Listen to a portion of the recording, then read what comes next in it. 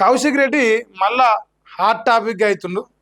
ఆయన పాపం హుజురాబాద్లో గెలిచిన కారణం ఆయన పెట్టుకొని పంచాయి లేదు, పెట్టుకొని కయ్యం లేదు. ఆ తీటనోరుడు అని ఒక పేరు పడ్డది. ఏమని పడ్డది? తీటనోరుడు అని ఒక పేరు పడ్డది.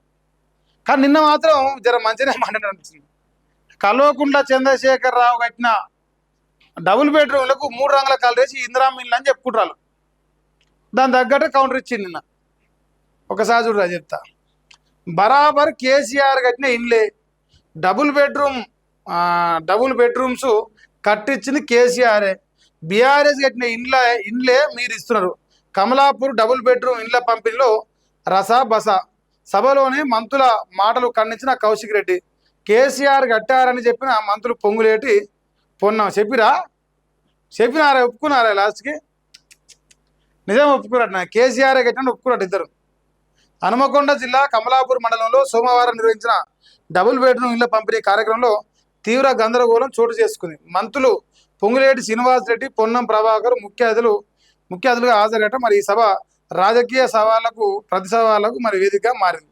సభను ఉద్దేశించి మంత్రి పొంగులేటి శ్రీనివాసరెడ్డి మాట్లాడుతూ మరి కల్వకుంట్ల చంద్రశేఖర్ రావు గారే ఇందిరమ్మ ఇండ్లు ఇచ్చిరు అని చెప్పుకున్నాడు. ఎందుకంటే దాని పేరు మారింది, దాని రంగు మారింది, కానీ కట్టినోడు మాత్రం కల్వకుంట్ల చంద్రశేఖర్ రావు.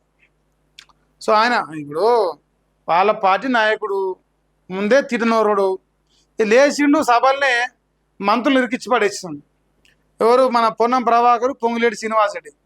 ఇద్దరు దేవుడు ఈడ మెంటరోడు లేదు అని చెప్పేసి సరే పడ్డాను ఆయన కేసీఆరే కట్టిన ఒప్పుకున్నాడు. వాస్తవం చెప్పండి, ఇలా హైదరాబాద్లో కూడా కేసీఆర్ కట్టిన డబుల్ బెడ్రూమ్లకే కాంగ్రెస్ వాళ్ళు రంగులు మార్చి ఇంకో ఇది మా ఇందిరా మిల్ అని అపార్ట్మెంట్లలో కట్టిన మొత్తం బంద్ చేశారు.